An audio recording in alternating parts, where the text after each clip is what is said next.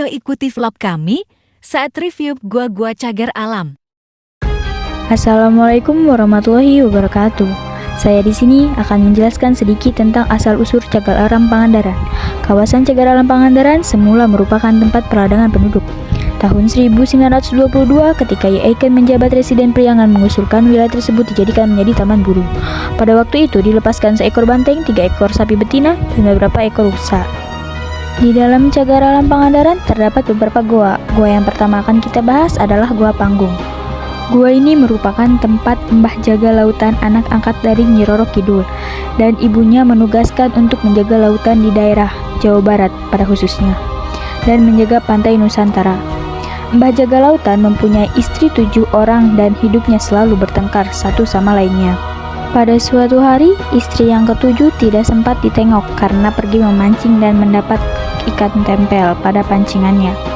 Setelah mendapat petunjuk dari Nyi Roro Kidul, mengajak ke-7 istrinya makan bersama dengan ikan hasil tangkapannya. Terbukti ke-7 istrinya hidup rukun. Pada suatu hari memberitahu kepada istrinya bahwa dirinya akan melakukan semedi yang lama. Merasa penasaran ditinggal dalam waktu yang lama, para istrinya menengok ke tempat semedi dan suaminya sudah tidak ada. Menunggu dengan waktu yang lama, tidak kunjung datang juga. Untuk mengenangnya mereka membuat makam sebagai tanda setia kepada suaminya. Itulah ya makamnya ya guys ya. Oke, next kita lanjut ke Gua Keramat atau Gua Parat. Gua ini merupakan tempat untuk bersemedi keluarga pangeran dari Mesir, yaitu Pangeran Maja Agung, Pangeran Sumenda, Pangeran Kesepuhan atau Syekh Ahmad, dan Pangeran Kanoman, Syekh Muhammad. Pangeran Maja Agung adalah ayah dari Syekh Ahmad dan Muhammad dari istrinya yang berdarah Cina. Sedangkan Pangeran Sumenda adalah kakak dari Pangeran Maja Agung. Kedua anak tersebut oleh ayahnya ditugaskan untuk menyebarkan agama Islam, dan ayahnya percaya karena mempunyai kesaktian dari 10 jimat yang disebut Konca Kaliman. Dalam perjalanannya, Syekh Ahmad dan Muhammad mengikuti arah angin, akhirnya sampai di tanah Jawa, yaitu di Pangandaran. Setelah berpergian kedua anaknya, Syekh Maja Agung tidak pernah menerima kabar dari mereka karena rasa rindu dan keinginan mengetahui keberadaannya.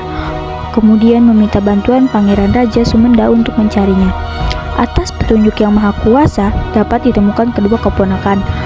Lalu memberitahu adiknya, Syekh Maja Agung segera menyusulnya. Kedua anaknya berada di dalam gua. Di depan gua terdapat gua petilasan, bukan kuburan, dari Syekh Ahmad dan Muhammad yang dibuat penduduk yang pernah menerima ajarannya dengan tujuan untuk mengenang kedua panutannya yang kepergiannya tidak dapat diketahui. Setelah berjalan terlalu lama, akhirnya kita mendapatkan jalan keluarnya. Nah, di sini jalan keluarnya.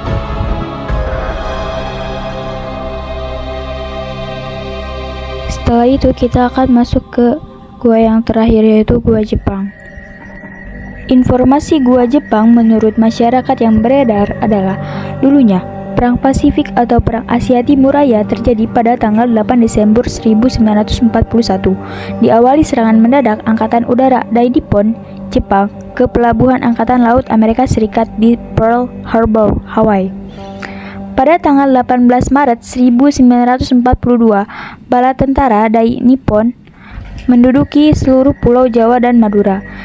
Dan pemerintahan Hindia Belanda Sekutu menyerah tanpa syarat kepada bala tentara dari Nippon.